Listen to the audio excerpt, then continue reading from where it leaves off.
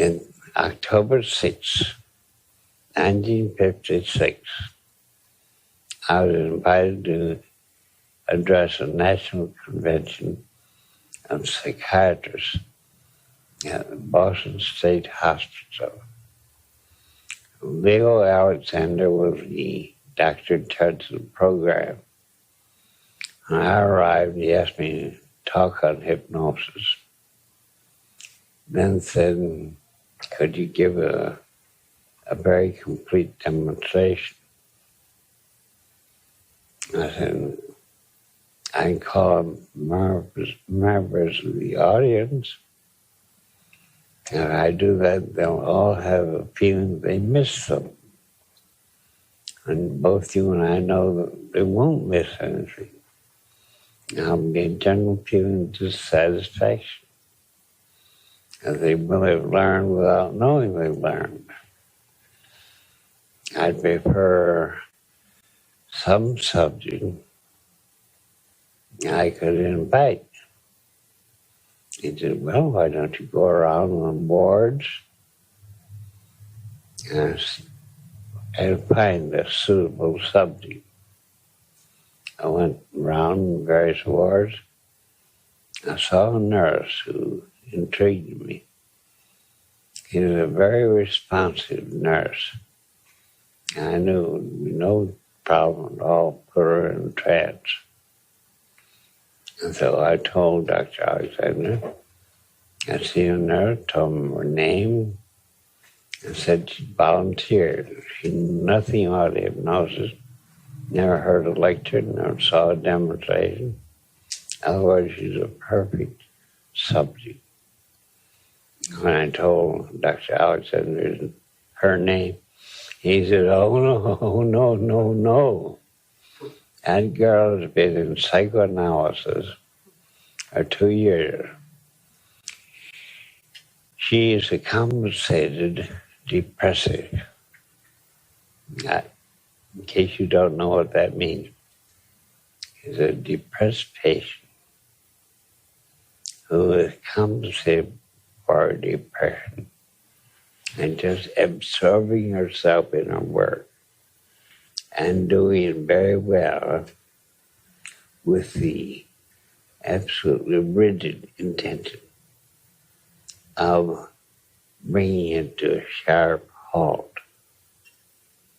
And everybody in the hospital knew that nurse was going to resign from the hospital on October 20th. And she was going to commit suicide. And she had already given away all of her jewelry and a lot of her clothes, keeping just enough to last until October 20th. And this is October the 6th. He said, that girl's going to commit suicide. We all know it. We're all prepared for it. And nobody can talk a girl out of it. And we're all alarmed. She does her work perfectly. She won't hear anything about her plans. And she's dead set on it. I said, well, I promised the girl. The girl promised me. If I refuse to use her, I can be the final rejection of her. And she commit suicide before October 20th. So I don't see any way out of the trap I've got myself into except to use her. And the entire staff, all our friends argued with me, but I couldn't see any way out of it except by using her. So I gave my lecture. I called on a few of the audience to demonstrate hand levitation or anesthesia or some minor thing. And then I called Anne. I told Anne where to sit in the auditorium. I called her to stand up. She stood up and I said, now Anne, walk up to the stage and come all the way to me Don't walk too fast. Don't walk too slowly. And with each step, go a little way into the trance, so that when you get all the way up to me, you'll be in a deep trance. And that's your walk with a measured step all the way up. When she arrives on the stage and he meets me, her eyes are open, and she was in a very deep, deep trance. And I said, "Where are you?" She said, "Here." I said, "Where is here?" He said, "With you." Is there anybody else around? No. Or are you? Here with you. Not out there, nothing. There, nothing. And total negative hallucination for all our surroundings. I demonstrated what's in her. She was already demonstrating negative hallucinations. And then I said to her, "You know, Anne, there's such a thing as time distortion in hypnosis. Would you like to know what time distortion is?" She's interested. And I said,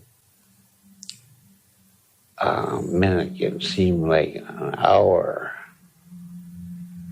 or hours can seem like just a few minutes. You can expand time. You can contract time. You know, when you drop a medicine in the eye of a child, he waits and waits and waits and waits and waits until you just a second or two. To the child, he was waiting. And you would have friends come and visit you hadn't seen for a long time, and stay all afternoon. And at 6 o'clock, you all say, "What happened to the day?" The whole day has disappeared so rapidly. You expand time, you contract time. So I gave her a few lessons in time distortion. And then I suggested that we go to the Boston Arboretum. She promptly hosted us in Boston Arboretum. I pointed to the annuals that were dying, and how they would be replanted next spring. Perennials, they were dying too, and they would come to life again next spring, all by themselves. I pointed to the leaves that were changing color. It's October. And New England is a very nice place to see the changing color of leaves. And I pointed out various shrubs, bushes, vines, and trees. Discussed their flowering, and development of seed and fruit, and how many plants distribute their seeds in various ways. Dandelion by having down, the wind takes a seed and carries it. The seeds are eaten by birds, not digested, but they're spread around. And I had a very interesting trip to the Arboretum. You went rather rapid time because I had Anne enlarging mentally on everything I said. I didn't have to say very much. And the audience could hear me talking about the Arboretum. And then I suggested we go to the Boston Zoo. I told her it was a baby kangaroo. She'd never seen one. Oh, she hallucinated being at the zoo. We looked at baby kangaroo, the adult ones, lions, their cubs, and tigers and their cubs, and wolves and their whelps, and the elephants and the monkeys and so on, bears. And went to the aviary and looked at the birds. I spoke about migration of birds. How a tern born in the Arctic hatched out one summer in the Arctic. When the right time comes, it flies 10,000 miles to the tip of South America. It doesn't have the compass it has in a college education. It finds its way anyway. I spoke about the wonders of living creatures. And then went back to the hospital. I gave her a positive view of the audience. I let various members of the hospital staff talk to her and demonstrate rapport. He talked to them, not as a nurse, but as an equal. He's a very lovely subject. And then I suggested, Anne, hospital is boring. Let's walk down to Boston Beach. Spoke about beach having been there long before the white men, enjoyed by the Indians, countless generations of Indians. Then countless generations of whites, pale faces, who had enjoyed the beach. And Boston present, very lovely beach, being enjoyed by the current generation. Yet that beach would remain there permanent for future generations. I had a look at the ocean as it was smooth, small waves on it, huge waves. He talks about the inhabitants of the ocean, the migrations of the green turtle, of whales, of salmon, and mysterious ways of finding home in some river, salmon, the eels, the hatching on the land, go down the river, and nobody knows where they go. And eventually they return to the land by their eggs. Same with salmon. Same with green turtle.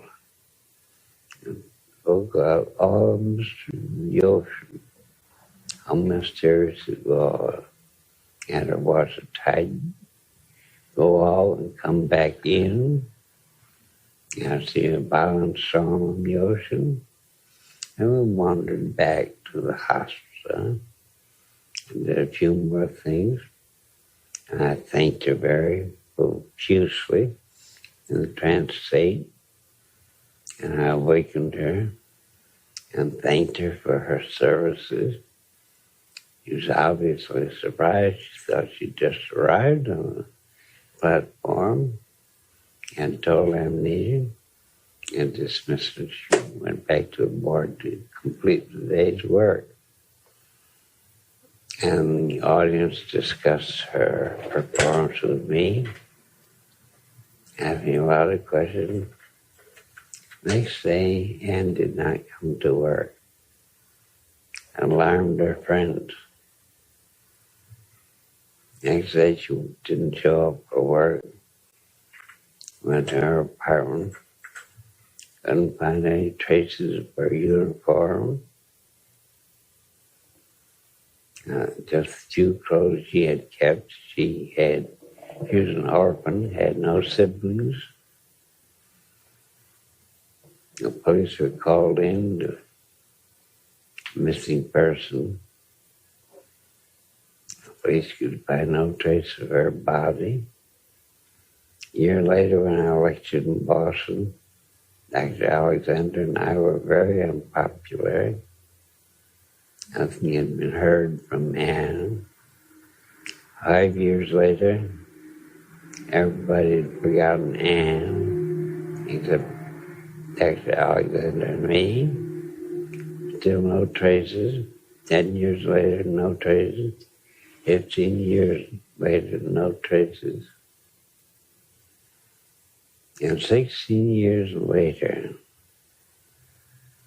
on an afternoon, I got a long-distance call from Florida. A woman's voice said, "You probably will not remember me. My name is Anne. I was a nurse you used as subject at Boston State Hospital in 1956. I'm thinking today you might like to know what had happened to me." And told her I'm very interested. Upon leaving work, she went to a naval recruiting station. And she demanded immediate induction into the Navy. And all her credentials. The Navy took her in, served a couple of enlistments, and then she was discharged in Florida, got a job in the hospital there, met a retired Air Force officer, married him, had 5 children.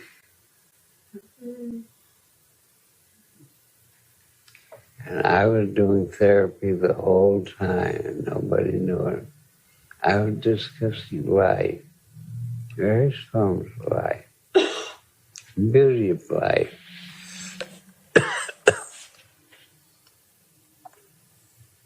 Everybody thought I was lecturing hypnosis and demonstrating hypnosis, and didn't know I was doing any therapy either. Just being a good subject. I knew what I was doing, nobody else did. So therapy can be done, and your patient makes their own interpretation, places their own value about what you say, and they apply it to themselves any way they wish. Si te ha gustado este video, dale un me gusta y compártelo con tus conocidos. Si quieres que te ayude con tus problemas, escribe a mi email drbonomi@gmail.com.